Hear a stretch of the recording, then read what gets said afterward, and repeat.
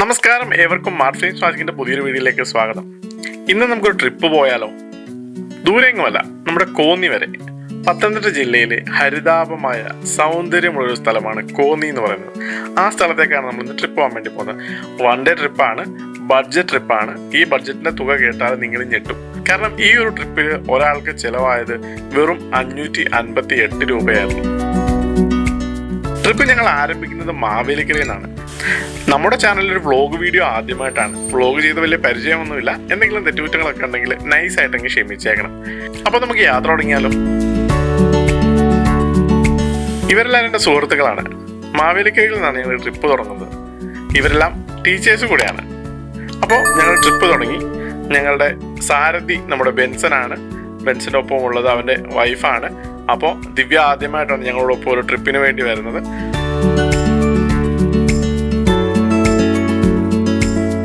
ഞങ്ങളുടെ വണ്ടി പന്തളവും തുമ്പോണും കൈപ്പട്ടൂരും ഒക്കെ കഴിഞ്ഞ് മുമ്പോട്ട് പോയിക്കൊണ്ടിരിക്കുകയാണ്. കോന്നിയെ ലക്ഷ്യമാക്കി, കോന്നി ഇക്കോ ടൂറിസം ആനത്താവളം ലക്ഷ്യമാക്കിയാണ് നമ്മുടെ വാഹനം യാത്ര ചെയ്തുകൊണ്ടിരിക്കുന്നത്. നല്ല റോഡാണ്. അത്യാവശ്യം നമുക്ക് മിനിമം സ്പീഡിൽ നല്ലോണം ഓടിച്ചു പോകാം. വലിയ ട്രാഫിക് ഒന്നും പൊതുവെ ഇവിടെ വരാറില്ല. ഇരുവശത്തും ആവശ്യം പോലെ മരങ്ങളും കാര്യങ്ങളും ഒക്കെ ഉള്ള റോഡാണ്. അതുകൊണ്ട് വലിയ ചൂട് കാര്യങ്ങളൊന്നും ഇല്ലാത്ത റോഡാണ്. നമുക്ക് സുഖമായിട്ട് ഓടിച്ചു പോകാം. പാട്ടും മേളവും ആഘോഷവും ഒക്കെ ആയിട്ട് ട്രിപ്പ് നമ്മൾ അടിച്ചു പൊളിക്കുകയാണ്. രാവിലെ ഒട്ടും വൈബ് ചോർന്നിട്ടില്ലാത്ത ആൾക്കാരാണ്. എല്ലാവരും നല്ല ആഘോഷത്തിൽ തന്നെയാണ് പോയിക്കൊണ്ടിരിക്കുന്നത്.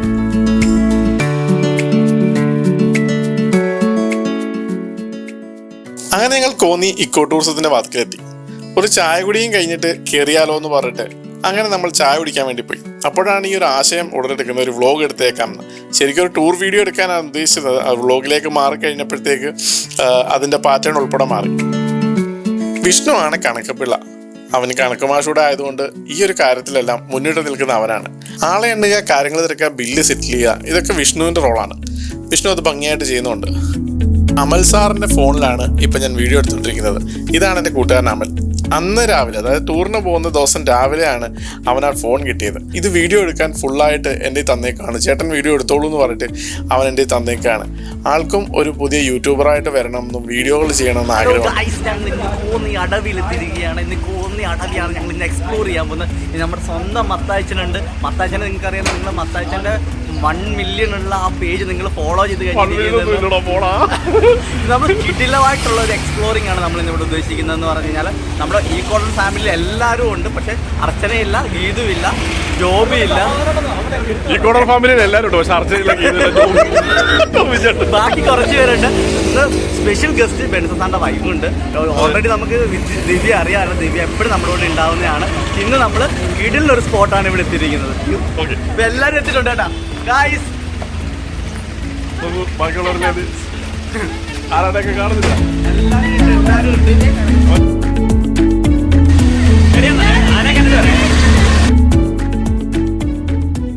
ഇതാണ് കോന്നി ഇക്കോ ടൂറിസത്തിന്റെ ഒരു എൻട്രൻസ്.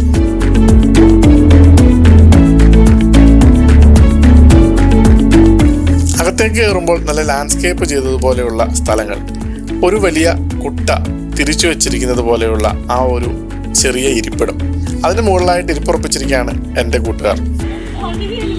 മണ്ണീരല്ല, മണ്ണീറ വെള്ളച്ചാട്ടമല്ലേ? അവര് ഭ്രാന്ത. ടിക്കറ്റ് കൗണ്ടറിലേക്ക് നീങ്ങുമ്പോൾ അവിടെ എഴുതി വെച്ചിട്ടുണ്ട് തിങ്കളാഴ്ച അവധിയാണ്. ഇവിടെ ടിക്കറ്റിന് മുതിർന്ന ഒരാൾക്ക് 80 രൂപയാണ്.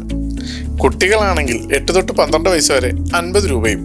സ്റ്റുഡൻസ് ആണ്, അവരുടെ ID കാർഡ് അല്ലെങ്കിൽ കോളേജിൻ്റെ രേഖകൾ കോളേജ് വൈസിലാണ് വരുന്നതെങ്കിൽ ഒരാൾക്ക് 50 രൂപയും വെച്ചാണ് ഈടാക്കുന്നത്.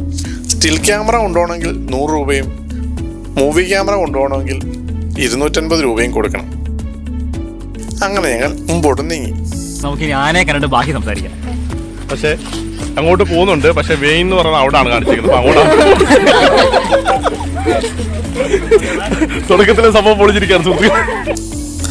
അങ്ങനെ തുടക്കം തന്നെ പിളുങ്ങിയ അവസ്ഥയിൽ മുമ്പോട്ട് നീങ്ങി. വഴിതെറ്റിപ്പോയി ഞങ്ങൾ തിരിച്ച് കറക്റ്റ് വഴിയിലായിട്ട് വന്നു. ഞങ്ങളിങ്ങനെ മുമ്പോട്ട് പോവുകയാണ്. ടിക്കറ്റ് വാങ്ങാനായിട്ട് സെക്യൂരിറ്റി ഗാർഡ് അവിടെ നിൽപ്പുണ്ട്. അദ്ദേഹം നമ്മുടെ കയ്യിൽ നിന്ന് ടിക്കറ്റ് വാങ്ങുന്നുണ്ട്. ടിക്കറ്റ് വെരിഫൈ ചെയ്തിട്ട് അത് നമുക്ക് കയറിപ്പോകാനുള്ള പാസ് നൽകുന്നുണ്ട്. ഞങ്ങളങ്ങനെ മുമ്പോട്ട് പോയിക്കൊണ്ടിരിക്കുകയാണ്. ഒരുപാട് സ്ഥലങ്ങളിൽ ഒരുപാട് കരകൗശല വസ്തുക്കൾ ഉണ്ടാക്കി വെച്ചിരിക്കുന്ന കാഴ്ച നമുക്കിവിടെ കാണാൻ പറ്റും. ശരിക്കും നമ്മളെ ഒരു വിസ്മയിപ്പിക്കുന്ന ഓരോ കാര്യങ്ങളാണത്. വളരെ ചിലവ് കുറഞ്ഞ രീതിയിൽ ഓരോ രൂപങ്ങൾ ഉണ്ടാക്കി വെച്ചിരിക്കുന്നത് നമുക്കിവിടെ കാണാൻ പറ്റും. മുന്നിൽ വലിയ തടികളിൽ തീർത്ത കൂടുകൾ, ആനക്കൂടുകൾ, ഇവയിലൊക്കെ ആന ഉണ്ടായിരുന്നതാണ്.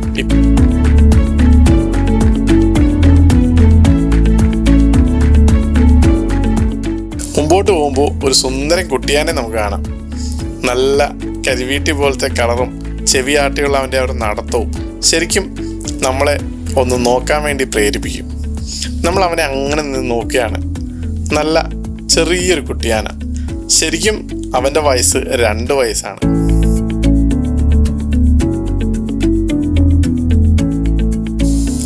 എല്ലാവരും ഫോട്ടോ എടുപ്പും കാര്യങ്ങളൊക്കെ തുടങ്ങി കൗതുകത്തോടെ നോക്കുന്നുണ്ട്. അതിനെ തമാശകൾ പറയുന്നുണ്ട്.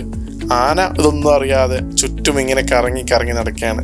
കൊച്ചുകുട്ടികളുമൊക്കെ ആയിട്ട് വന്ന വളരെ സന്തോഷത്തോടെ ഈ ഒരു കാഴ്ചകളെ നമുക്ക് ആസ്വദിക്കാം എന്നുള്ളതാണ് ഇതിനകത്തൊരു വസ്തുത.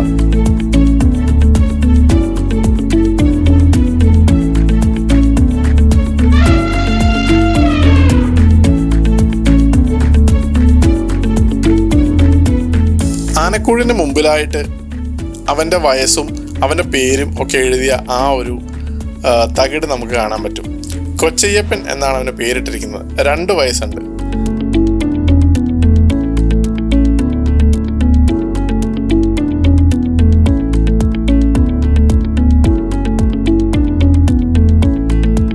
ദിവ്യ വളരെ കൗതുകത്തോടെ ആനയെ നോക്കി നിൽക്കുന്നുണ്ടായിരുന്നു. ഒടുവിൽ എല്ലാവരും നീങ്ങുന്ന കണ്ടപ്പോൾ ദിവ്യയും നമ്മളോടൊപ്പം വന്നു.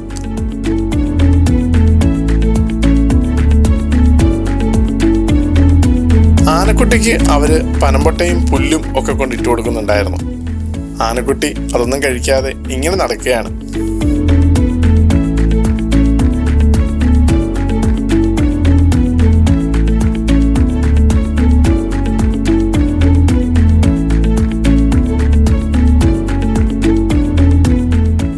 അങ്ങനെ അവിടെ നിന്ന് ഞങ്ങൾ മുമ്പോട്ട് നീങ്ങുമ്പോൾ ചെത്തിയൊരുക്കിയ മിറ്റവും ഇന്റർലോക്ക് ചെയ്ത വഴിത്താരകളും ഒക്കെ നമുക്ക് കാണാൻ പറ്റും. മുമ്പിലായിട്ടൊരു ഗാലറി ഉണ്ട്. ആ ഗാലറിയിലേക്കാണ് ഞങ്ങളുടെ നടത്തം.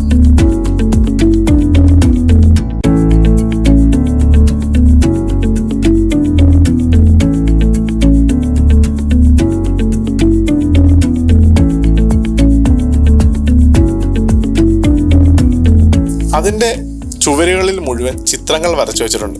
നല്ല മനോഹരമായ ചിത്രങ്ങൾ. ആനയും ആനക്കൂടും ആനച്ചൂരും എല്ലാം നിറഞ്ഞ ഒരു സ്ഥലമാണ് കോന്നി ഇക്കോ ടൂറിസത്തിൻ്റെ ആ ഒരു ആംബിയൻസ്. അതിന് ചുറ്റും ആനയുടെ രൂപത്തിലുള്ള ഒരുപാട് ശില്പങ്ങൾ നമുക്ക് കാണാൻ കഴിയും. എലിഫന്റ് മ്യൂസിയം എന്നാണ് ഇതിൻ്റെ പേര്. അപ്പോൾ അതിൻ്റെ കവാടത്തിൽ ചെരുപ്പിട്ടിട്ട് ഞങ്ങൾ അകത്തോട്ട് കയറുകയാണ്.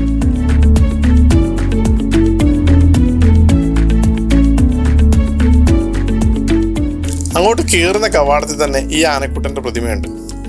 അവിടെ നിന്ന് അകത്തോട്ട് വേണം നമ്മൾക്ക് കിടക്കാൻ.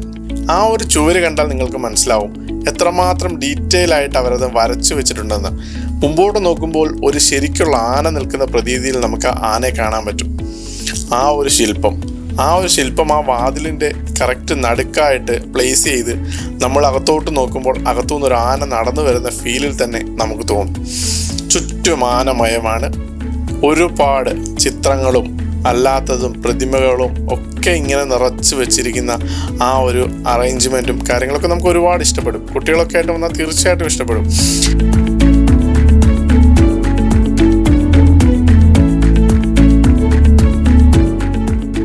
ഇത് ആനയുടെ ആദ്യത്തെ രൂപമായിട്ട് കണക്കാക്കുന്ന രൂപമാണ്. ആന അതിൻ്റെ രൂപാന്തരം പ്രാപിച്ച് വന്ന് ഇന്ന് കാണുന്ന ആനയായി മാറിയതിൻ്റെ മുമ്പിലുള്ള രൂപങ്ങളാണ് ഇവരവിടെ നമുക്കായിട്ട് കാണാൻ വേണ്ടി വെച്ചിരിക്കുന്നത്. പലതരത്തിലുള്ള രൂപങ്ങളുണ്ട് അതിനകത്ത്. തുമ്പിക്കൈ ചെറുതായത്, തുമ്പിക്കൈ വലുതായത്, മാമത്ത്, അങ്ങനെ ഒരുപാട് രൂപങ്ങൾ നമുക്കവിടെ കാണാൻ വേണ്ടി കഴിയും. എല്ലാം തടിയിലും ഒക്കെ തീർത്ത ആ ഒരു രൂപങ്ങൾ വളരെ സുന്ദരമായിട്ട് അവ നിർമ്മിച്ചെടുത്തിട്ടുണ്ട്. കലാകാരന്മാരെ സമ്മതിക്കുക തന്നെ വേണം.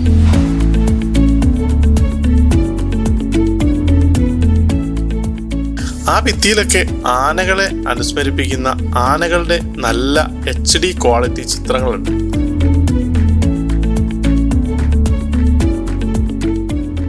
അങ്ങനെ നമ്മൾ ആ ഭിത്തിയിലേക്ക് നോക്കുമ്പോൾ ഒരു വലിയ ആന നടന്നു പോകുന്ന ചിത്രം കാണാൻ പറ്റും. കുട്ടികൾക്കൊക്കെ തീർച്ചയായിട്ടും ഇത് ഇഷ്ടപ്പെടുന്നൊരു കാര്യമായിരിക്കും. അതിൻ്റെ സൈഡിലായിട്ട് ചെറിയ ഓരോ ചിത്രപ്പണികൾ പോലെ മിനിയേച്ചർ രൂപങ്ങൾ ഉണ്ടാക്കി വെച്ചിട്ടുണ്ട്. ആ മിനിയേച്ചർ രൂപങ്ങളിൽ കാണുന്നത് ആന എങ്ങനെയാണ് കുരുക്കിട്ട് പിടിക്കുന്നതെന്നാണ്. വാരിക്കുഴി ഉണ്ടാക്കുക, അതിനുശേഷം ഈ ആന അതിന് മുകളിൽ വന്ന് നിൽക്കുമ്പോൾ അതിലേക്ക് വീഴുകയും ആ കുഴിയിൽ വീണതിന് ശേഷം കുരുക്കിട്ട് മുകളിലേക്ക് ഇതിനെ പൊക്കുകയും അതിനുശേഷം കുങ്കി ആനകളെ കൊണ്ടുവന്ന് ഈ ആനയെ കുരുക്കിട്ട് വലിച്ചുകൊണ്ട് അതിൻ്റെ ആനക്കൊട്ടിലേക്ക് കൊണ്ടുവരുന്ന ഒരു മിനിയേച്ചറൊക്കെ അവിടെ ഉണ്ടാക്കി വെച്ചിട്ടുണ്ട്. അപ്പം നമുക്കത് കാണുമ്പോൾ അറിയാം എങ്ങനെയാണ് ആനയെ അവർ ട്രാപ്പ് ചെയ്യുന്ന ആ ഒരു മെത്തേഡ് എന്നുള്ളത് നമുക്ക് കുട്ടികൾക്കൊക്കെ പറഞ്ഞു കൊടുക്കാൻ വേണ്ടി കഴിയും വേഗം. കാരണം അതിൽ നല്ല വൃത്തിക്ക് കാണിക്കുന്നുണ്ട് ഓരോ കാര്യങ്ങളും, എന്തൊക്കെയാണ് മനുഷ്യർ ചെയ്യുന്നത് എന്നുള്ളതൊക്കെ നല്ലവണ്ണം കാണിക്കുന്നുള്ളത് ശരിക്കും പറഞ്ഞാൽ ഒരു വലിയ രസമുള്ള കാര്യങ്ങൾ തന്നെയാണ്.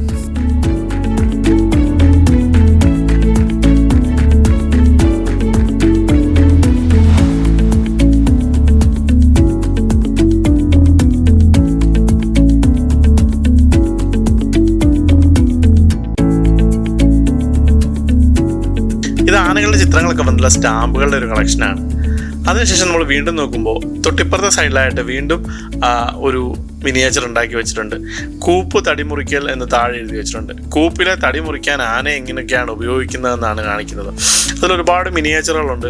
ആൾക്കാർ തടി മുറിക്കുന്നത്, ആന അത് കെട്ടിവലിച്ചുകൊണ്ട് പോകുന്നത്, ലോറിയിൽ കയറ്റുന്നത്, മരത്തിൻ്റെ മുകളിൽ ഏറുമാടം കെട്ടിയിരിക്കുന്നത്, ആന അവ ലോറിയിൽ കയറ്റുന്നത്, അങ്ങനെ ഒരുപാട് കാര്യങ്ങൾ അവിടെ മിനിയേച്ചറായിട്ട് വെച്ചിട്ടുണ്ട്. ശരിക്കും നമുക്കത് കാണുമ്പോൾ അതുണ്ടാക്കിയ കലാകാരനെ ആ ഒരു സ്നേഹത്തോടെ നോക്കാൻ വേണ്ടി കഴിയും.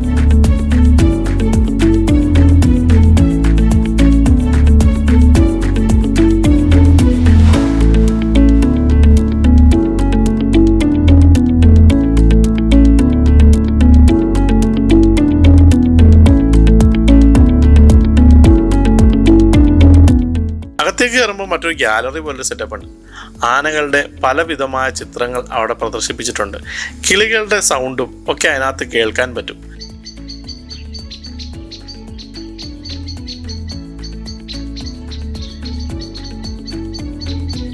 ഈ ബോർഡിൽ കാണിച്ചിരിക്കുന്ന ഈ കിളികളുടെ ശബ്ദങ്ങളൊക്കെ അവരവിടെ ഇട്ട് കേൾപ്പിക്കുന്നുണ്ടായിരുന്നു. ഇപ്പോൾ നമ്മൾ തിരിയുമ്പോൾ കാണുന്ന മനോഹരമായ ഒരു കാഴ്ചയാണ്. ഒരു സൂര്യൻ അസ്തമിക്കുന്ന ആ ഒരു മാനത്ത് അതിൻ്റെ സൈഡിൽ കൂടി വെള്ളത്തിൻ്റെ തീരത്തായിട്ട് ആനകൾ നടന്നു പോകുന്ന ഒരു മനോഹരമായ കാഴ്ച. ആനയെ സ്നേഹിക്കുന്ന ഏതൊരാൾക്കും അതൊരു വലിയ കാഴ്ച തന്നെയായിരിക്കും. ഓരോ ഇമേജും തരുന്ന ഒരു സാറ്റിസ്ഫാക്ഷൻ ലെവൽ ഭയങ്കരമാണ്. കാരണം ഒരു ഫോട്ടോഗ്രാഫർ എന്ന നിലയ്ക്ക് ഓരോ ഇമേജിനെയും നമ്മൾ ആ ഒരു കണ്ണിലൂടെയാണ് കാണുന്നത്. ഓരോ ഇമേജിൻ്റെ ഒരു ക്വാളിറ്റി നമ്മളെ വിസ്മയിപ്പിക്കുന്നതാണ്. ഈ മുറിയിലേക്ക് വരുമ്പോഴും ഒരു കാട്ടാന കൂട്ടത്തിൻ്റെ ചിത്രമാണുള്ളത്. കൊമ്പനും പിടിയും ഒക്കെ ഉള്ള ഒരു കാട്ടാന കൂട്ടം. ശരിക്കും നമ്മളവിടെ നിൽക്കുമ്പോൾ നമ്മുടെ പിന്നിൽ ആന വന്ന് നിൽക്കുന്ന ഒരു ഫീലാണ് നമുക്ക് തോന്നുന്നത്. ആനകളുടെ വിശേഷണത്തെ പറ്റിയും ഒക്കെ ഇവിടെ എഴുതി വെച്ചിട്ടുണ്ട്. നമ്മളിൽ എത്ര പേര് കണ്ടിട്ടുണ്ടാവും ആനയുടെ അസ്ഥികൂടം?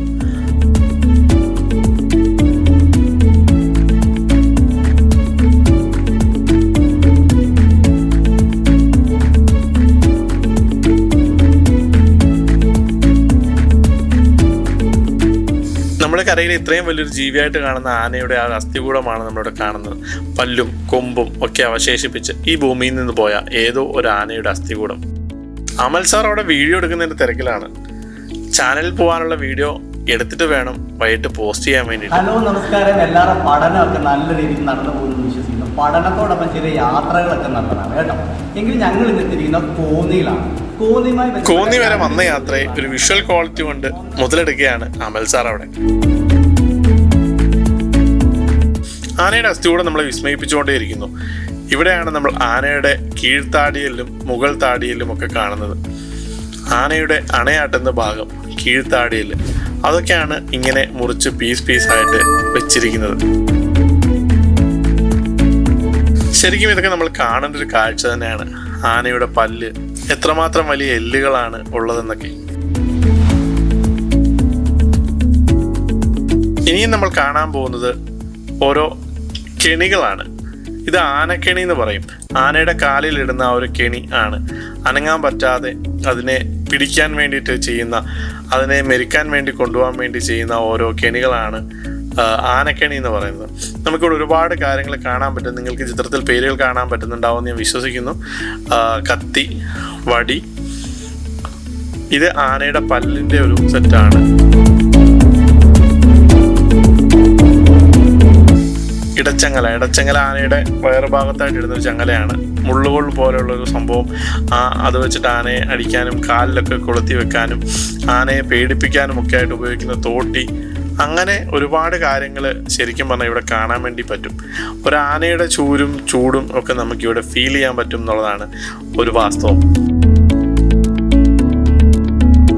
ആ മുറിയിൽ നിന്ന് ഇറങ്ങുമ്പോൾ എല്ലാവരും വളരെ കൗതുകത്തോടെ ആ മിനിയേച്ചറും കാര്യങ്ങളും ഒക്കെ നോക്കുന്നുണ്ടായിരുന്നു.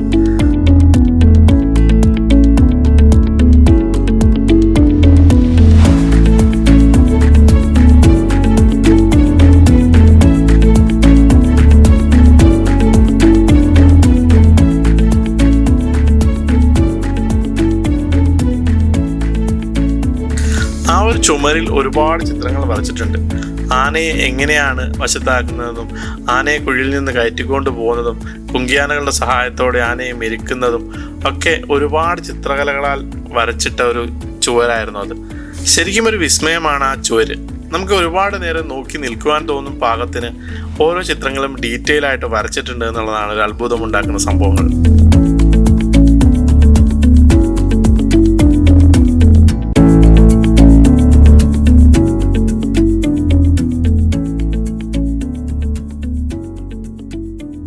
അതൊരു ഇരുമ്പാനയാണ്.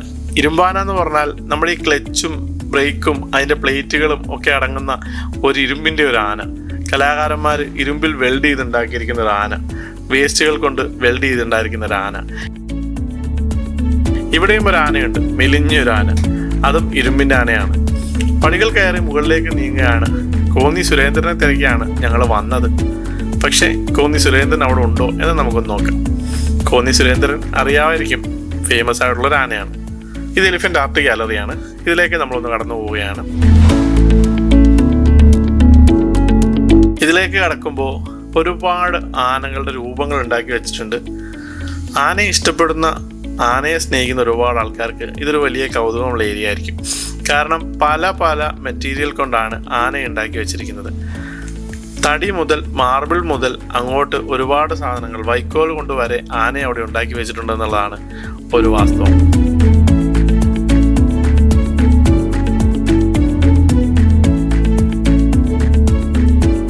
തടിയുടെ ആനയുണ്ട്, തടി പീസുകൾ, ചീളുകൾ കൊണ്ടുണ്ടാക്കിയ ആനയാണ് ഈ കാണുന്നത്. അതിനുശേഷം നിങ്ങൾ കാണുന്ന വൈക്കോലുകൾ കൊണ്ടുണ്ടാക്കിയ ഒരു ആനയാണ്. ഇതിൻ്റെയൊക്കെ ആ ഒരു മെറ്റീരിയൽ നിങ്ങൾക്ക് നോക്കുമ്പോൾ മനസ്സിലാവും.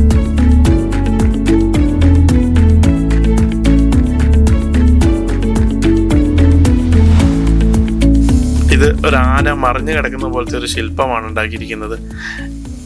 ഇത് കളിമണ്ണ് പോലെ എന്തോ മെറ്റീരിയൽ കൊണ്ട് ഉണ്ടാക്കിയിരിക്കുന്ന ഒരു ആനയാണ്. അവിടെ ഒരു വലിയ നെറ്റിപ്പട്ടവും വെഞ്ചാമരവും തിടമ്പും ഒക്കെ സൂക്ഷിച്ചിട്ടുണ്ട്.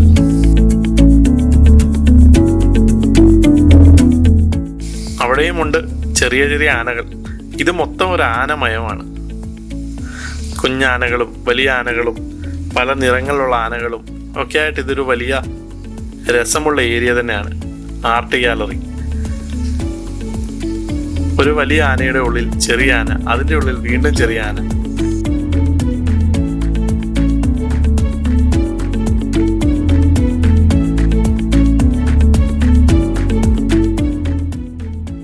തടിയുടെ ആനകളുടെ രൂപങ്ങൾ അതിൻ്റെ പെർഫെക്ഷൻ കൊണ്ട് നമ്മൾ ഒരുപാട് വിസ്മയിപ്പിക്കുന്നുണ്ട്. കുഞ്ഞു കുഞ്ഞു ആനകൾ തൊട്ട് വലിയ വലിയ ആനകൾ പോലും വളരെ കൃത്യതയോടെയും വ്യക്തതയോടെയും അവർ ചെയ്തു വെച്ചിരിക്കുകയാണ്. പല രൂപങ്ങളാണ്, പല രൂപങ്ങൾ. അശോക സ്തംഭത്തിന് ചുറ്റും നിൽക്കുന്ന ആന. കേരള ചരിത്രത്തിൽ ആനയ്ക്ക് ഒരു വലിയ സ്ഥാനമുണ്ട്. കേരള സർക്കാരിൻ്റെ ലോഗോയിൽ പോലും ഉള്ളത് ആനയാണ് എന്നുള്ളതാണ് ഒരു കാര്യം. അപ്പോൾ നമുക്ക് എത്രമാത്രം ആനകളുമായിട്ട് ബന്ധമുണ്ട്, നമ്മുടെ ജീവിതശൈലി എത്രമാത്രം ആനകളുമായി ബന്ധപ്പെട്ടിരിക്കുന്നു എന്നുള്ളതാണ് നമ്മൾ മനസ്സിലാക്കേണ്ട ഒരു കാര്യം. ഇവിടെ എല്ലാം നിങ്ങൾക്ക് ആനകളെ കാണാം. പലതരത്തിലുള്ള ആനകൾ. ഇതിനൊക്കെ ഓരോ ചരിത്ര പ്രാധാന്യം ഉണ്ടോ എന്ന് എനിക്കറിയില്ല. എങ്കിലും നമുക്ക് ആ ഒരു രീതിയിൽ ഇതിനെ കാണാം. ഇവിടെ വാങ്ങാൻ കിട്ടുമോ എന്ന് എനിക്കറിയില്ല. ഞാൻ അതിനെപ്പറ്റി ഒന്നും തിരക്കാൻ നോക്കിയില്ല. എൻ്റെ കൂടെയുള്ള ആളുകൾ എല്ലാം മുമ്പോട്ട് നീങ്ങിക്കഴിഞ്ഞിരുന്നു. ഞാനും അമൽ സാറും മാത്രമായിരുന്നു അപ്പോൾ അവിടെ ഉണ്ടായിരുന്നത്. ഞങ്ങൾ വീണ്ടും നടന്നു തുടങ്ങി.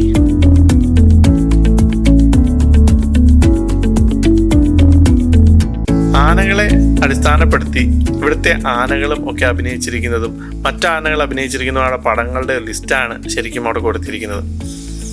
ഞങ്ങൾ കോന്നി സുരേന്ദ്രനെ തപ്പി മുകളിലേക്ക് നീങ്ങി. ഇതുവരെ കേട്ടിട്ടുണ്ടെന്നല്ലാതെ കണ്ടിട്ടില്ല. ഒന്ന് കാണണം എന്ന ആഗ്രഹമുണ്ടായിരുന്നു. മുകളിലായിട്ട് ആനക്കൂട്ടിൽ ആനകൾ ഇങ്ങനെ നിൽപ്പുണ്ട്. ആനക്കൊട്ടിലിന്റെ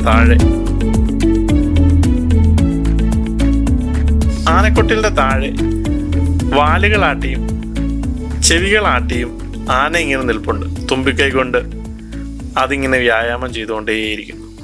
നമ്മളെ സ്വാഗതം ചെയ്യും പോലെ ഇങ്ങനെ ഇരിക്കുന്നു. അവളുടെ പേര് ഇവ എന്നാണ്. വയസ്സ് 22 ഉണ്ട്.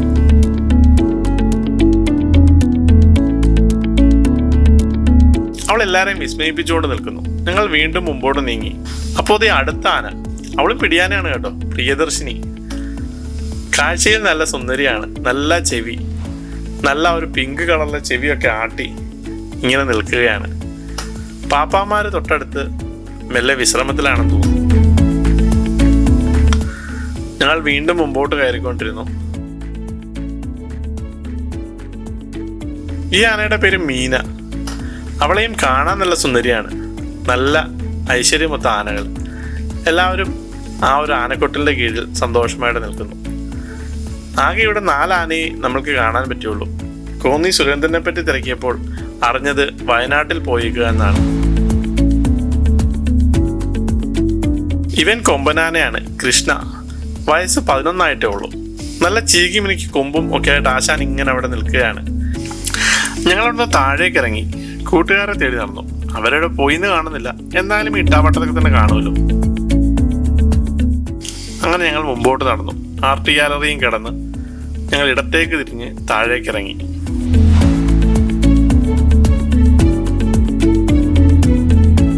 അവിടെ ഇരിക്കാൻ ചാരു ബെഞ്ചുകളും തണലുള്ള മരങ്ങളും ഒക്കെ നട്ടിട്ടുണ്ടായിരുന്നു. ഒരു ഫാമിലി ആയിട്ടൊക്കെ ഒരു ഔട്ടിങ്ങിന് വന്നാൽ ഇരുന്ന് സംസാരിക്കാനും കുഞ്ഞുങ്ങളെ കളിപ്പിക്കാനും ഒക്കെ ആയിട്ടുള്ള ഒരു ഏരിയ വളരെ മനോഹരമായിട്ട് അവരവിടെ പരിപാലിച്ചു വെച്ചേക്കുന്നു. വളരെ മനസ്സിൽ സന്തോഷം തോന്നും. അങ്ങനെ പോകുമ്പോഴാണ് മുമ്പിലൊരു വലിയ ഊഞ്ഞാല്.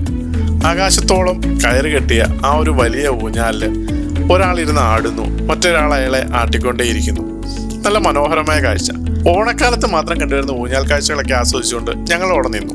അമൽ സാർ അടുത്ത കണ്ടന്റ് എടുക്കാനുള്ള ഒരുക്കത്തിലാണ്. ഒരു പ്രത്യേകതയുണ്ട്. എന്താണ് ചോദിച്ചു കഴിഞ്ഞാൽ കേരളത്തിലെ ആദ്യത്തെ റിസർവ് വനം എവിടെയാണെന്ന് ചോദിച്ചു കഴിഞ്ഞാൽ അത് എവിടെയാണ്? കോന്നിയിലാണ്. കേരളത്തിലെ ആദ്യത്തെ റിസർവ് വനം എവിടെയാണ്? അത് കോന്നിയിലാണ് കേട്ടോ. ആകാശത്തോളം ഉയർന്നു നിൽക്കുന്ന ഒരു മഹാഗണിയിലാണ് അവർ ഊഞ്ഞാൽ കെട്ടിയിരിക്കുന്നത്. നല്ല ഉയരത്തിൽ കെട്ടിയിട്ടുള്ളത് കൊണ്ട് നല്ല ആയത്തിൽ ആ ഊഞ്ഞാലിൽ പോകാനായിട്ട് കഴിയും. അങ്ങനെ ഞങ്ങൾ ഊഞ്ഞാലിന്റെ പരിസരത്ത് നിൽക്കുമ്പോഴാണ് ഞങ്ങളുടെ സുഹൃത്തുക്കളെല്ലാം മുകളിൽ നിന്ന് നടന്നു വരുന്നത് കണ്ടത്. അവർ ആർട്ട് ഗാലറി കണ്ടിട്ട് വരുന്ന വഴിയായിരുന്നു.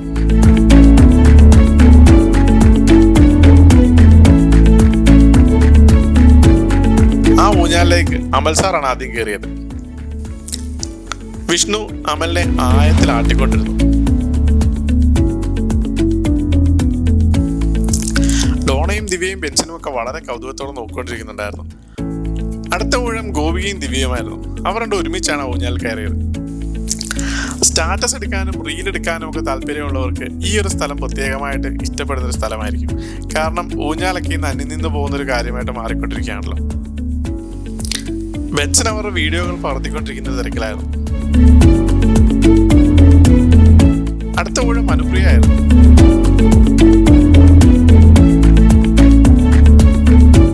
അങ്ങനെ ആയത്തിലേക്ക് അനുപ്രിയ വീണ്ടും ഒന്തിവിട്ടു. ഈ ഒരു ട്രിപ്പിലെ ഒരു അവിസ്മരണീയമായ നിമിഷം കൂടെ ആയിരുന്നു അനുപ്രിയയ്ക്ക് ആ ഒരു ഊഞ്ഞാലാട്ടം.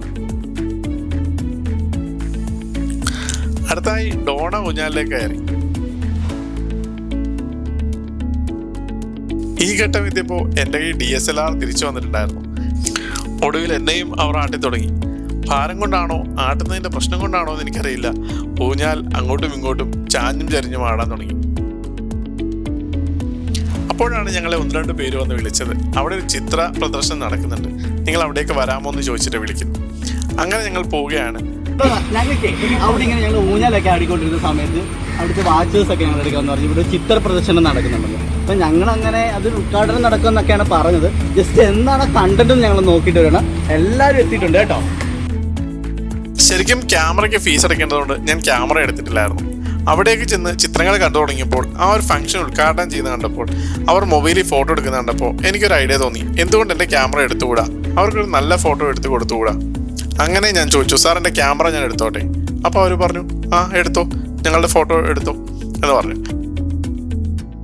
അപ്പം ഞാനങ്ങനെ വണ്ടിയിലേക്ക് പോയി എൻ്റെ ക്യാമറ എടുത്തുകൊണ്ട് വരികയും തുടർന്ന് അവിടുത്തെ ചിത്രങ്ങളെ പകർത്തുകയും ചെയ്യാൻ തുടങ്ങി.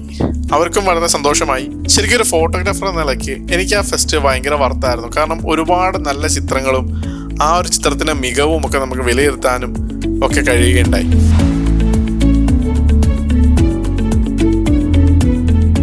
കൊക്കും വരയണ്ണാനും കുരങ്ങനും ഒക്കെയായി ഒരുപാട് നല്ല ചിത്രങ്ങൾ അവിടെ കാണുകയുണ്ടായി. പൂമ്പൊടി തിന്നുന്നതും കിളികളും ആനകളും ഒക്കെ അടങ്ങുന്ന ഒരു വലിയ ക്യാൻവാസ് നമുക്കവിടെ തുറന്നു കിട്ടുകയുണ്ടായി. ഇവരായിരുന്നു ആ ഉദ്യോഗസ്ഥർ. 3 ഡിപ്പാർട്ട്മെൻറ്റ് ഒരുമിച്ച് നടത്തുന്ന പ്രോഗ്രാമാണ്. നമ്മളതിൻ്റെ ഫോട്ടോകൾ കാര്യമായിട്ട് എടുത്തു. അതുകൊണ്ട് ശരിക്കും ആ ക്യാമറ തിരിച്ച് പോകുന്ന വഴിക്ക് കൈ കൊണ്ടുപോകാൻ പറ്റി. അങ്ങനെ എൻ്റെ DSLR-ഉമായിട്ട് ഞാൻ പോയ വഴിക്ക് പകർത്തിയ വീഡിയോകളാണിത്. എനിക്ക് ഈ ട്രിപ്പിൽ ഏറ്റവും കൂടുതൽ നല്ല വീഡിയോ ആയിട്ട് തോന്നിയ കുറച്ച് വീഡിയോകളാണിത്. ആനയ്ക്ക് ആഹാരം കൊടുക്കുന്ന കാഴ്ച, അത് കഴിഞ്ഞ് അവയെ നടത്തിക്കൊണ്ട് ആനക്കുട്ടിയിലേക്ക് കൊണ്ടുപോകുന്ന കാഴ്ച.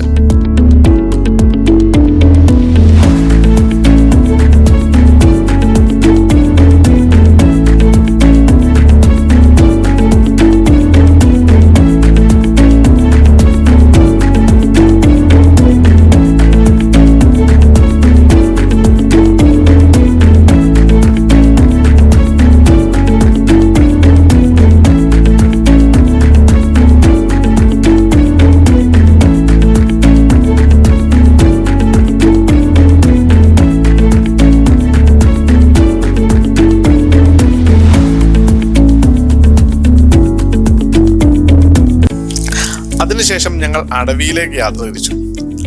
ഇരുവശങ്ങളിലും നല്ല മരങ്ങളും നല്ല തണലും തണുപ്പുമൊക്കെയുള്ള ഇടവഴികൾ, വലിയ വഴികൾ ഒക്കെ കടന്ന് ഞങ്ങൾ അടവിയിലേക്ക് എത്തുകയാണ്. അടവിയിൽ ഇനി ഒരു കുട്ടവഞ്ചി സവാരി, അതാണ് ഞങ്ങളുടെ ലക്ഷ്യം. നമ്മുടെ ട്രിപ്പിൻ്റെ 2ാമത്തെ സ്ഥലമാണ് കേട്ടോ അടവി കുട്ടവഞ്ചി. നിങ്ങൾക്ക് തീർച്ചയായിട്ടും കുട്ടികളുമൊക്കെ ആയിട്ട് വന്നിരിക്കാനും അല്ലെങ്കിൽ ഇതിലൊക്കെ ഒന്ന് കറങ്ങി നടക്കാനും ഒരു ലൈഫ് പോലെ ആ ഒരു അഡ്വഞ്ചറായിട്ടുള്ള കാര്യങ്ങളൊന്ന് എക്സ്പീരിയൻസ് ചെയ്യാനും ഒക്കെ നല്ലൊരു സ്ഥലമാണ് ഈ അടവി എന്ന് പറയുന്നത്. തീർച്ചയായിട്ടും നിങ്ങളുടെ ട്രിപ്പിൽ നിങ്ങൾ ഉൾപ്പെടുത്തണം, നിങ്ങൾ മിസ്സാക്കരുതെന്ന് ഞാൻ പറയുള്ളൂ. അടവി തീർച്ചയായിട്ടും നല്ലൊരു എക്സ്പീരിയൻസ് തന്നെയാണ്. അങ്ങനെ അടവി പാർക്കിലെത്തി. അവിടെ ഫ്രണ്ടിൽ ടിക്കറ്റ് കൗണ്ടർ ഉണ്ട്. നമ്മൾ അവിടെ നിന്ന് ടിക്കറ്റ് എടുക്കുകയാണ്. ഒരു കൊട്ടവഞ്ചിയിൽ 4 പേർക്കാണ് കയറാൻ കഴിയുന്നത്.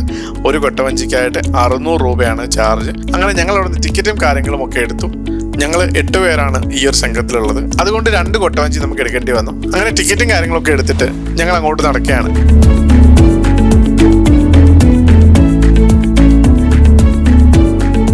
താഴേക്ക് പാറകൾ വെട്ടിയൊരുക്കിയ പാതയിൽ ആ ഉദ്യാനവും കഴിഞ്ഞ് ഞങ്ങൾ നടക്കുകയുണ്ടായി. താഴേക്ക് നടക്കുകയാണ്. സൈഡിലൊക്കെ ഒരു പാർക്ക് മോഡലിൽ പഴയ കുട്ടവഞ്ചികളുടെ കുട്ടകൾ തലകീഴായി തിരിച്ചു വെച്ച് അതൊരു ഇരിപ്പിടം പോലെ അലങ്കരിച്ച് വെച്ചിരിക്കുന്നു. അവിടെ ഇവിടങ്ങളിലായിട്ട് ചെറിയ ഊഞ്ഞാലൊക്കെ നമുക്ക് കാണാം. അവിടെയും നമ്മൾ പാസ് കൊടുത്തു. അങ്ങനെ പാസ് കൊടുത്തിട്ട് ഞങ്ങൾ വീണ്ടും മുമ്പോട്ട് കയറുകയാണ്. പാസ് അവർ നമുക്ക് മടക്കി തന്നു. പിന്നിൽ നമുക്ക് ലൈഫ് ബോയികളും തിരിച്ചു പോകുന്ന ആൾക്കാരെയും ഒക്കെ നമുക്ക് കാണാം. ചെറിയൊരു പാലമുണ്ട്, തടിപ്പാലം. അതിറങ്ങി കഴിഞ്ഞിട്ട് ഞങ്ങൾ മുമ്പോട്ട് വരികയാണ്. മുമ്പോട്ട് വരുമ്പോഴേക്കും അവിടെ ഒരു കുട്ടവഞ്ചിയുടെ കീഴിൽ അവർ നമുക്ക് വേണ്ടി ഒരുപാട് ലൈഫ് ജാക്കറ്റുകൾ കരുതി വെച്ചിട്ടുണ്ട്. ലൈഫ് ജാക്കറ്റ് ഇവിടെ മസ്റ്റാണ്. ലൈഫ് ജാക്കറ്റ് ഇട്ടുകൊണ്ട് മാത്രമേ ഇതിൽ കയറാൻ വേണ്ടിയിട്ട് അവർ സമ്മതിക്കുകയുള്ളൂ. അങ്ങനെ എല്ലാവരും ലൈഫ് ജാക്കറ്റ് ഇടുന്ന തിരക്കിലാണ്. കാരണം ഈ കൂട്ടത്തിൽ ആർക്കും നീന്തൽ അറിയാമെന്ന് തോന്നുന്നില്ല. അറിയാമെങ്കിൽ പോലും ലൈഫ് ജാക്കറ്റ് ഇട്ടേ അങ്ങോട്ട് കയറ്റുള്ളവർ. എല്ലാവരും ഭയങ്കര സന്തോഷത്തിലൊക്കെയാണ് കേട്ടോ. നല്ലൊരു ആംബിയൻസ് ആണ് നമ്മൾ അവിടെ ചെന്ന് നിൽക്കുമ്പോൾ. കാരണം ആ ഒരു വലിയ മരവും അതിന് ചുറ്റുകിടക്കുന്ന വെള്ളവും ഒഴുകുന്ന ആ ഒരു അരുവി പോലത്തെ കാര്യങ്ങളും ഒക്കെ കാണുമ്പോൾ നമുക്ക് മനസ്സിനൊരു കുളിർമ, ഒരു തണുപ്പ് തോന്നുന്നൊരു ഫീല്. ഇതെല്ലാം എടുത്തിരിക്കുന്നത് ശരിക്കും അമലിൻ്റെ പുതിയ ഫോണിലാണ്. നല്ലൊരു ക്ലാരിറ്റിയും നല്ലൊരു കളർ ടോണും ഉള്ളൊരു ഫോണായിട്ട് എനിക്ക് തോന്നി. പ്രത്യേകിച്ച് ഈ ഒരു ഘട്ടത്തിലൊക്കെ വരുമ്പോഴത്തേക്ക് വളരെ നല്ലൊരു കളർ ടോൺ അവിടെ ശരിക്കും ആ ഫോണിനുണ്ട് എന്നുള്ളതാണ് എനിക്ക് മനസ്സിലാവുന്നത്. ചെരുപ്പ് ഊരിയിട്ടിട്ട് വേണം നമുക്ക് ഈ കുട്ടവഞ്ചിയിലേക്ക് കയറാൻ. ഒരു കുട്ടവഞ്ചിയിൽ 4 പേർക്കാണ് പോകാൻ പറ്റുന്നത്. അതിൻ്റെ തുഴച്ചിൽക്കാരനുൾപ്പെടെ 5 പേർക്ക്. അങ്ങനെ ഓരോരുത്തരായിട്ട് കുട്ടവഞ്ചിയിലേക്ക് കയറാൻ തുടങ്ങി. ആദ്യത്തെ കുട്ടവഞ്ചിയിൽ കയറിയത് ബെൻസനും ദിവ്യയും വിഷ്ണുവും ഗോപികയുമായിരുന്നു. അവർ ശാസ്ത്രം ബേസ് ചെയ്ത് പഠിപ്പിക്കുന്ന ആൾക്കാരാണ്. ഞങ്ങൾ ലാംഗ്വേജ് ബേസ് ചെയ്ത് ഇഷ്ടപ്പെടുന്നവരും.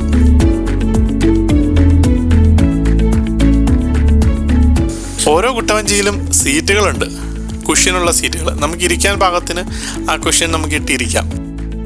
താഴെ ഒരു കറുത്ത ടാൽപ്പാളിൻ വലിച്ചു കെട്ടിയിട്ടുണ്ട്. ഒരു തുള്ളി വെള്ളം പോലും ഈ കുട്ടവഞ്ചിയിലേക്ക് കയറില്ല. പക്ഷെ നമ്മൾ അവരുടെ നിർദ്ദേശങ്ങൾ കേട്ടിട്ട് വേണം അതിനകത്ത് ഇരിക്കാൻ വേണ്ടിയിട്ട്. അങ്ങനെ അമൽ അതിനകത്തേക്ക് കയറുകയുണ്ടായി. അടുത്തത് മനുപ്രിയ ആ കുട്ടവഞ്ചിയിലേക്ക് കയറി. അങ്ങനെ ഓപ്പോസിറ്റായിട്ടാണ് അവരെ ഇരുത്തുന്നത്. അതിനുശേഷം ഡോണയും അതിനുശേഷം ഞാനും ആ വഞ്ചിയിലേക്ക് കയറുകയുണ്ടായി. വീഡിയോ എടുക്കേണ്ടത് കൊണ്ട് ഞാനാണ് അവസാനം എല്ലായിടത്തും ഓടിയെത്തുന്നത്.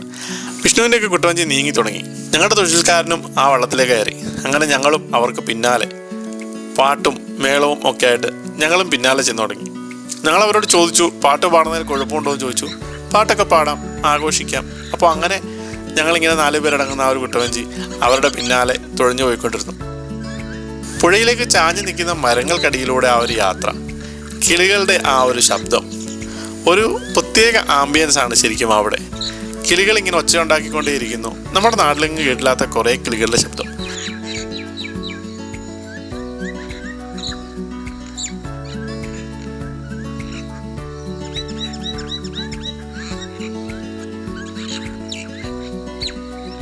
ആ ശബ്ദമൊക്കെ കേട്ട് ആ പുഴയുടെ ആ ഒരു തണുപ്പിൽ ആ ഒരു കുട്ടവഞ്ചിയിൽ ഇങ്ങനെ ഇരിക്കുകയാണ്.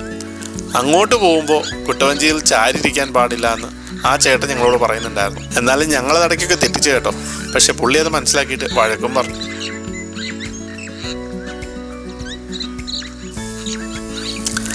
അങ്ങനെ പാട്ടും മേളവും കളിയാക്കലും ചിരിയും ഒക്കെ ആയിട്ട് ഇങ്ങനെ മുമ്പോട്ട് നീങ്ങുന്നുണ്ടായിരുന്നു. അടവി, കോന്നിയുടെ ഒരു സൗന്ദര്യമുള്ള ഭാഗം തന്നെയാണ് അടവി. നിങ്ങൾ ഒരിക്കലെങ്കിലും ഇതിനകത്ത് കയറാതെ പോകരുത്.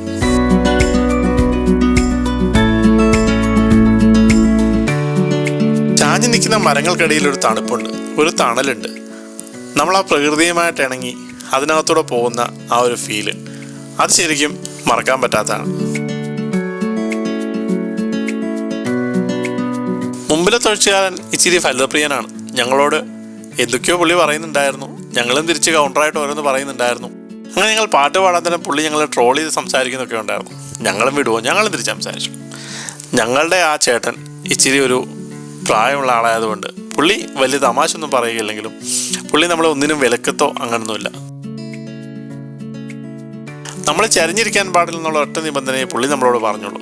അങ്ങോട്ട് പോകുമ്പം അദ്ദേഹത്തിൻ്റെ ആ ഒരു പവറിലാണ് ഇത് തുഴഞ്ഞു പോകുന്നത്. അപ്പോൾ ഈ വള്ളം ചരിയാനുള്ളൊരു ചാൻസ് ഉണ്ട്. അതേസമയം ഇങ്ങോട്ട് വരുമ്പോഴാണെങ്കിൽ സിമ്പിളായിട്ട് നമുക്ക് പോരുകയും ചെയ്യാം. അന്നേരം ചാഞ്ഞോ ചരിഞ്ഞോ നിങ്ങൾ ഇരുന്നോളാനും പുള്ളി പറയുന്നുണ്ട്. അങ്ങനെ സെൽഫി എടുക്കലും മേളവും പാട്ടും ഒക്കെ ആയിട്ട് ഞങ്ങളുടെ തോണിയും നീങ്ങി തുടങ്ങി.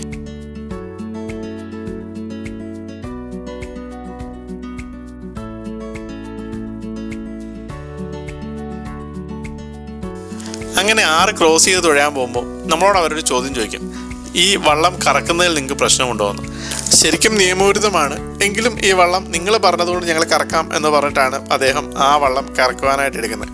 ശരിക്കും അതൊരു വല്ലാത്ത എക്സ്പീരിയൻസ് ആയിരുന്നു. ആ വെള്ളത്തിൻ്റെ നടുക്ക് ആ വള്ളം കറങ്ങുമ്പോൾ നമുക്ക് ശരിക്കും നല്ലൊരു ടെൻഷനും ഒക്കെ ഉണ്ടാവും.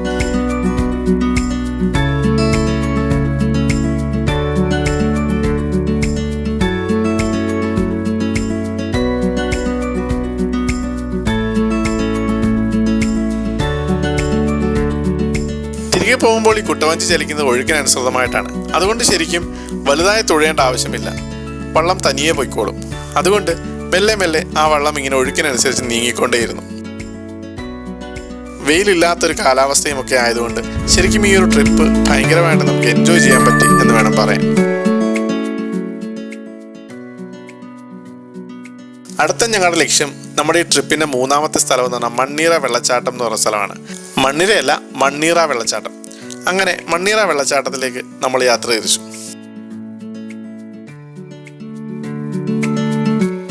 ശരിക്കും ഞാൻ എൻ്റെ കൂട്ടുകാരനൊപ്പം പണ്ട് ഇവിടെ വന്ന് വന്നിട്ടുണ്ട്. അന്ന് ഞങ്ങൾ ഇതിൻ്റെ മുകൾ വശം വരെ കയറിയതാണ്. ഇന്നിപ്പോൾ കയറാൻ പേടിയാണ്, മഴയുണ്ട്, കാലാവസ്ഥ ഇരുണ്ട് കിടക്കുന്നു. അതുകൊണ്ട് നമ്മളൊരു സേഫ്റ്റി എന്നുള്ള രീതിയിൽ ശരിക്കും നമ്മൾ സൂക്ഷിച്ച് ഇങ്ങനത്തെയുള്ള സ്ഥലങ്ങളിലൊക്കെ പോകാവുള്ളൂ. പ്രത്യേകിച്ച് അവിടുത്തെ ആൾക്കാരൊക്കെ പറയും ചിലപ്പോൾ കല്ലൊക്കെ ഉരുണ്ട് വരുന്നുണ്ടോ എന്ന് അറിയില്ല, മുകളിൽ മഴയുണ്ടെങ്കിൽ താഴേക്ക് വരും. അതുകൊണ്ട് നിങ്ങളും പോകുമ്പം സേഫ്റ്റി ആയിട്ടൊക്കെ ഉള്ള സ്ഥലങ്ങളിൽ പോവുക. നിങ്ങളതൊക്കെ ശ്രദ്ധിക്കണം. പ്രത്യേകിച്ച് നിങ്ങൾ ഒരുപാട് ആൾക്കാരെയും കൊണ്ട് പോകുന്നൊരു സ്ഥലത്തൊക്കെ പോകുമ്പോൾ നിങ്ങൾ അങ്ങനെ എന്തെങ്കിലും പ്രശ്നങ്ങളുണ്ടോ എന്നുള്ളത് ആദ്യം ഒന്ന് ചോദിക്കണം. ഞാനും അവിടെ എന്തെങ്കിലും മനുഷ്യനോട് ചോദിച്ചു, ചേട്ടാ ഇങ്ങനെ പ്രശ്നങ്ങൾ എന്തെങ്കിലും വരാൻ ചാൻസ് ഉണ്ടോ എന്ന് ചോദിച്ചപ്പോൾ അദ്ദേഹം പറഞ്ഞു കുഴപ്പമൊന്നും നിലവിൽ വരത്തില്ല, കാരണം മഴയൊന്നും പെയ്യുന്നതായിട്ട് നമുക്ക് തോന്നുന്നില്ല എന്നുള്ള രീതിയിൽ അദ്ദേഹം പറഞ്ഞതുകൊണ്ട് നമ്മൾ ധൈര്യമായിട്ട് ഇറങ്ങി കുളിക്കാം എന്നുള്ള രീതിയിലേക്ക് പോയി. കോന്നിയുടെ ഒരു പ്രധാന ആകർഷണമാണ് ഈ മണ്ണീറ വെള്ളച്ചാട്ടം. വലിയൊരു വെള്ളച്ചാട്ടമൊന്നും അല്ലെങ്കിലും നല്ലൊരു രസമുള്ളൊരു വെള്ളച്ചാട്ടമാണിത്. ഞങ്ങൾ കുറേ നേരം അവിടെ കളിച്ചുകൊണ്ടിരുന്നു. അതിനുശേഷം ഞങ്ങൾ അവിടെ നിന്ന് കയറുമ്പോഴേക്കും ഈ ഒരു ടീം അവിടെ എത്തിയിട്ടുണ്ടായിരുന്നു. ശരിക്കും ഏജൊക്കെ ഒരു നമ്പർ മാത്രമാണെന്ന് കാണിക്കുന്ന കുറച്ച് ആൾക്കാർ. അവർ ഭയങ്കര വൈബായിരുന്നു. അവരാ വെള്ളച്ചാട്ടത്തിന് മുകളിലേക്ക് വലിഞ്ഞു കയറാനും വേരുകളിൽ പടർന്നിരിക്കാനും ചിരിക്കാനും കളിക്കാനും ഒക്കെ സമയം കണ്ടെത്തുന്നത് കാണുമ്പോൾ നമ്മൾ ആലോചിച്ചു പോകും, ഏജ് ഒരു നമ്പർ തന്നെയല്ലേ. ശരിക്കും നല്ലൊരു എക്സ്പീരിയൻസ് ആയിരുന്നു. ഫാമിലിയൊക്കെ ആയിട്ട് വരാം, ആഴമൊന്നുമില്ല. ഒരു 10 വയസ്സുള്ള കുട്ടി തൊട്ട് ആർക്ക് വേണമെങ്കിലും അവിടെ ഇറങ്ങി നിൽക്കാൻ പാകത്തിനുള്ള വെള്ളം മാത്രമേ അവിടെ കാണുള്ളൂ. അപ്പോൾ നിങ്ങൾക്ക് സുഖമായിട്ട് അവിടെ അടിച്ചു പൊളിക്കാനും ആ ഒരു തണുപ്പത്തും ആ ഒരു ആംബിയൻസിലും ഒക്കെ ഒരു എൻജോയ് ചെയ്യാനും ഒക്കെ ആയിട്ട് പറ്റുന്നൊരു സ്ഥലമാണ് ഈ മണ്ണീറ വാട്ടർഫാൾസ്. അതിനുശേഷം ഞങ്ങൾ വളരെ ടയേർഡായിരുന്നു. തിരികെ പോകാം, നമുക്ക് വീട്ടിലേക്ക് പോകാം എന്ന് പറഞ്ഞ് വരുന്ന വഴിയാണ് ഞങ്ങൾ ചായക്കടയിൽ കയറിയുണ്ടായി. കുമ്പഴ ജംഗ്ഷനിൽ നിന്ന് താഴേക്ക്, അതായത് കുമ്പഴ ഓർത്തഡോക്സ് പള്ളിയിലേക്ക് തിരിയുന്നിടത്താണ് ശരിക്കും ഈ ഒരു ചായക്കടയുള്ളത്. വൈബ് എന്ന് പറഞ്ഞാൽ ഭയങ്കര വൈബുള്ള സ്ഥലം. സമോവറിലടിക്കുന്ന ചായ, അവിടെ ചെറുകടികളായിട്ടുള്ള സാധനങ്ങളെല്ലാം വറുത്ത് തള്ളിക്കൊണ്ടിരിക്കുകയാണ്. കാരണം ആവശ്യം പോലെ പരിപ്പുവട, ഉഴുന്നുവട, നെയ്യപ്പം, ഏത്തയ്ക്കാപ്പം, അങ്ങനെ ഒരുപാട് സാധനങ്ങൾ ഇങ്ങനെ ഉണ്ടാക്കിക്കൊണ്ടിരിക്കുകയാണ്. ശരിക്കും ആ കടയിൽ ഒരു സ്റ്റാഫ് എന്ന് പറയാൻ തന്നെ ഒരു 6 or 7 പേരുണ്ട് എന്നുള്ളതാണ് ഒരു വസ്തുത. അവിടെ ഇങ്ങനെ നിരന്തരമായിട്ട് ഓർഡറുകൾ വന്നുകൊണ്ടിരിക്കുന്നു. ഇങ്ങനെ ഓർഡറുകൾ വന്ന് സാധനങ്ങൾ വിറ്റുകൊണ്ടേയിരിക്കുന്നു. ഒരു ദിവസത്തെ ഇവരുടെ വരുമാനം ശരിക്കും നല്ല ലാഭം ഉണ്ടാവുമെന്ന് നമുക്ക് മനസ്സിലാവും. കാരണം അത്രയ്ക്കുമാണ് അവിടെ തിരക്ക്. ലൊക്കേഷൻ പറയാം, കുമ്പഴ ജംഗ്ഷനിൽ നിന്ന് മലയാളപ്പുഴയിലേക്ക് ഇറങ്ങുന്ന സമയത്ത് മുമ്പോട്ട് വരുന്ന വഴിക്ക് ഓർത്തഡോക്സ് പള്ളിയിലേക്ക് തിരിയുന്ന ആ ടേണിങ്ങിലാണ് ഈ ഒരു വടക്കടയുള്ളത്. പാർക്കിംഗ് ഒക്കെ ഉണ്ട്, അടിപൊളി കടയാണ്. ആവശ്യം പോലെ ആൾക്കാർ ഇങ്ങനെ വന്ന് സാധനങ്ങൾ മേടിച്ച് കഴിച്ചുകൊണ്ടിരിക്കുന്നു. ചൂട് വടയും ചൂട് സുഖിയനും ഒക്കെ ആവശ്യം പോലെ നിങ്ങൾക്ക് കഴിക്കാൻ പറ്റുന്ന സ്ഥലമായിട്ട് നമ്മളിതിനെ കണ്ടു. അങ്ങനെ നമ്മൾ ഒരു ബദാം മിൽക്കും കാര്യങ്ങളും ഒക്കെ മേടിച്ച് കുടിച്ച് നമ്മൾ ആ ഒരു ക്ഷീണത്തെ മാറ്റി.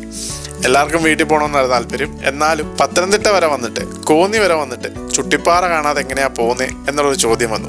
എല്ലാവർക്കും കയറാനൊന്നും വലിയ ഇൻട്രസ്റ്റ് ഇല്ലായിരുന്നു. എങ്കിലും പത്തനംതിട്ട ടൗണിൽ, പത്തനംതിട്ട ഹൃദയഭാഗത്ത് നിൽക്കുന്ന ആ ചുട്ടിപ്പാറയുടെ മുകളിലൊന്ന് കയറാതെ എങ്ങനെയാണ് പോകുന്നത്?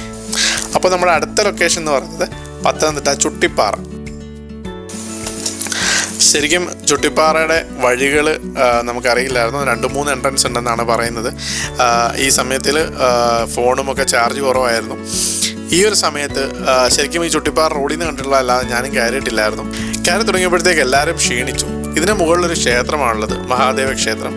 അപ്പോൾ അതിന് പടികളുമൊക്കെ ആയിട്ട് ഇങ്ങനെ മുകളിലേക്ക് ചുട്ടിപ്പാറ കിടക്കുകയാണ്. റോഡിൽ നിന്ന് നോക്കുന്നവർക്ക് പടിയൊന്നും കാണില്ലെങ്കിലും അവിടെയൊക്കെ ചെല്ലുമ്പോൾ ഈ പടികളൊക്കെ കാണുമ്പോൾ നമുക്ക് ഒരു സന്തോഷമൊക്കെ തോന്നും. കാരണം കുത്തനെയുള്ള കയറ്റമാണെങ്കിലും ആ പടികൾ കയറി നമുക്ക് സിമ്പിളായിട്ട് പോകാം. ഒരുപാട് പേര് കയറി ഇറങ്ങി വരുന്നവരെയൊക്കെ നമുക്ക് അവിടെ കാണാൻ പറ്റുന്നുണ്ട്.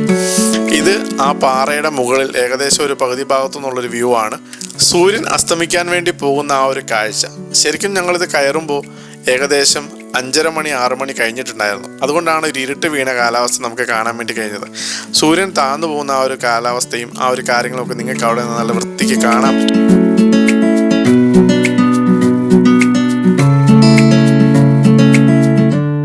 ഇരുട്ട് മൂടി വരുന്നുണ്ട്, മേഘങ്ങളൊക്കെ താഴ്ന്നു പോയിക്കൊണ്ടിരിക്കുന്നുണ്ട്, സൂര്യനെ കാണാനില്ല.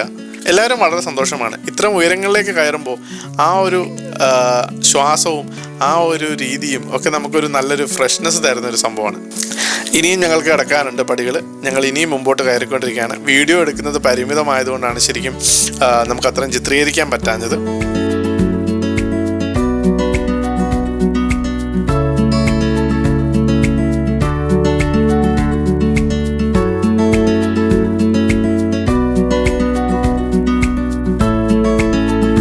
ഇതാ പാറയുടെ മുകളിലുള്ള അമ്പലമാണ്. ഇവിടെ ആ ഒരു പൂജാരി ഞങ്ങൾ പോകുന്നിടം വരെയും അവിടെ തന്നെ ഉണ്ടായിരുന്നു. നിത്യപൂജ നടക്കുന്നുണ്ടെന്ന് തോന്നുന്നു. ഇത് വൈകിട്ട് ഏകദേശം ഇരുട്ടായി. ആ സമയത്ത് പത്തനംതിട്ട ടൗണിൻ്റെ ആ ഒരു വ്യൂ ആണ് കാണാൻ പറ്റുന്നത്. നിങ്ങൾക്ക് ഇവിടെ നിന്ന് നോക്കുമ്പോൾ മാക്കാങ്കുന്ന് പള്ളിയൊക്കെ കാണാൻ പറ്റും. അവിടെ നോക്കുമ്പോൾ നിങ്ങൾക്ക് പള്ളികളും ബസ് സ്റ്റാൻഡും ഒക്കെ നല്ല വൃത്തിക്ക് കാണാൻ പറ്റും. ലൈറ്റൊക്കെ ആയിട്ട് ഇങ്ങനെ നിൽക്കുന്ന ആ ഒരു വണ്ടികൾ ഇങ്ങനെ പോകുന്നതിൻ്റെ ആ ഒരു ലൈറ്റും കാര്യങ്ങളും ഒക്കെ ആയിട്ട് കാണാൻ പറ്റും.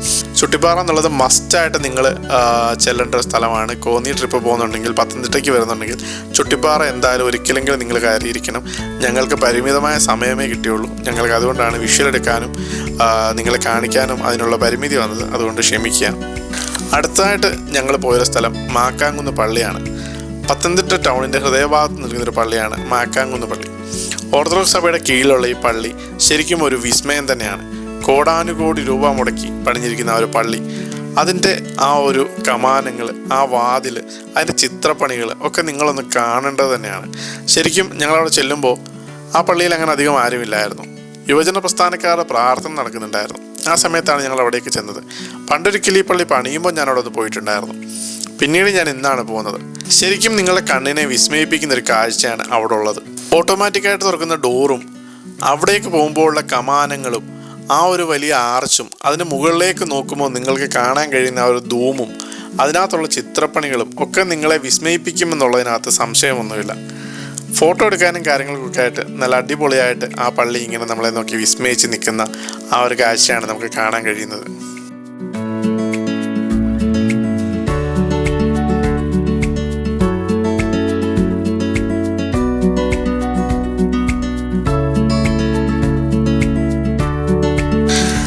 വിദേശ നിർമ്മിതമായിട്ടുള്ള പള്ളികൾ, അതായത് വിദേശത്തൊക്കെ നമ്മൾ ഈ ജർമ്മനി പോലുള്ള രാജ്യങ്ങളിലൊക്കെ കാണുന്ന പള്ളികൾ പോലെ അതിനോട് സാമ്യമുള്ള രീതിയിലുള്ള ആ ഒരു ആർക്കിടെക്ചർ വർക്കും കാര്യങ്ങളും ഒക്കെയാണ് നമുക്കിവിടെ കാണാൻ പറ്റുന്നത്. ഒരുപാട് കമാനങ്ങളും അതിനനുസരിച്ചുള്ള വലിയ വലിയ ജനലുകളും വലിയ വലിയ വാതിലുകളും ഒക്കെ ആയിട്ട് ഒരു വലിയ പള്ളി, ഒരു വിസ്മയം തീർക്കുന്ന ഒരു പള്ളി തന്നെയാണ് ശരിക്കും ഇവിടെ കാണാൻ വേണ്ടി കഴിയുന്നത്. അപ്പം നിങ്ങൾ ഈ ഒരു പത്തനംതിട്ടയിലെ കോന്നി ട്രിപ്പിൽ നിങ്ങൾ തീർച്ചയായിട്ടും ഈ മാക്കാങ്കുന്ന് എന്ന് പറയുന്ന സ്ഥലത്തെത്തി ഈ പള്ളിയും കൂടെ കാണണം എന്നുള്ളതാണ് എൻ്റെ ഒരു അഭ്യർത്ഥന. അങ്ങനെ ഞങ്ങളുടെ ട്രിപ്പിൻ്റെ സമയം ഏകദേശം കഴിഞ്ഞു. ഞങ്ങൾ ഇവിടുന്ന് 8 മണിക്ക് ഇറങ്ങുകയാണ്. ഞങ്ങൾക്ക് തിരിച്ച് മാവേലിക്കര ചെല്ലണം.